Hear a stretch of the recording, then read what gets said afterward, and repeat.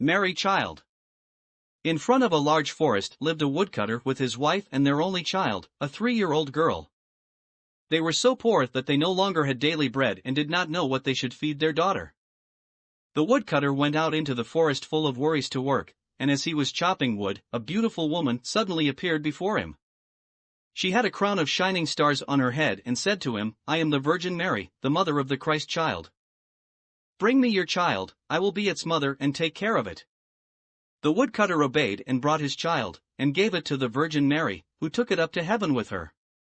There, the child was well cared for, ate only sugar bread and drank sweet milk, and its clothes were made of gold. The angels played with it, and it was in heaven for 14 years. But then the Virgin Mary had to go on a great journey. Before she left, she called the girl and said, "My dear child, I entrust to you the keys to the 13 doors of the kingdom of heaven. You may unlock and look into 12 of them, but not the 13th, which this little key opens."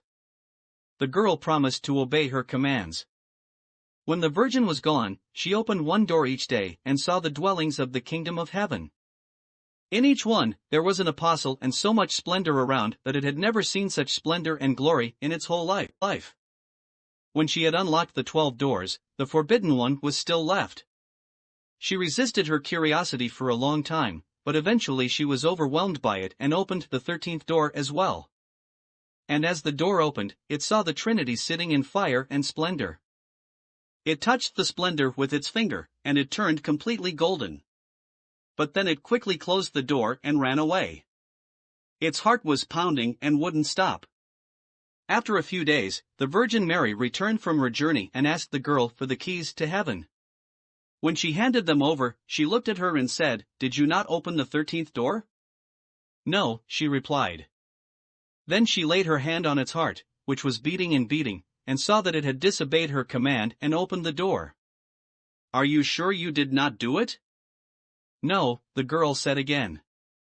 Then the Virgin Mary saw the golden finger with which it had touched the heavenly fire, and knew for sure that it was guilty. She said, "You did not obey me and you lied. You are no longer worthy to be in heaven." Then the girl fell into a deep, deep sleep, and when she woke up, she was on earth and lay under a tall tree that was surrounded by dense bushes so that she was completely enclosed. Its mouth was also closed, and it could not speak. There was a cave in the tree where it sat during rain and thunderstorms, and slept at night. Its food was roots and forest berries, which it searched for as far as it could. In the fall, it collected roots and leaves and brought them into the cave, and when it snowed and froze, it sat inside. Its clothes also deteriorated and fell off, so it sat wrapped up in leaves, and when the sun was warm again, it went out, sat in front of the tree, and its long hair covered it from all sides like a cloak. Once, in the springtime, a girl sat alone in front of a tree when someone forced their way through the bushes. It was the king, who had gotten lost while hunting in the forest. He was surprised to find such a beautiful girl in the wilderness and asked her if she wanted to go with him to his castle. She couldn't answer, but just nodded her head a little. So the king lifted her onto his horse and took her home with him. Soon, he grew to love her so much that he made her his wife. After a year, the queen gave birth to a beautiful prince. In the night, the Virgin Mary appeared to her and said, "Tell the truth now. Did you unlock the forbidden door? If you do, I will give you back your voice, without which you cannot live happily. But if you are stubborn and refuse to confess, I will take your child." However, the queen insisted that she did not open the forbidden door. So the Virgin Mary took the little child and disappeared with it. The next morning, when the child was gone, rumors spread that the mute queen was a cannibal who had eaten her own child. The queen gave birth to another prince after a year, and the Virgin Mary appeared before her again, asking her to tell the truth or she would lose her second child as well. However, the queen persisted in her denial that she had opened the forbidden door, and the Virgin Mary took the child away. The next morning, when the child was missing, the king's counselors accused the queen of being a cannibal, and they demanded that she be punished for her sins.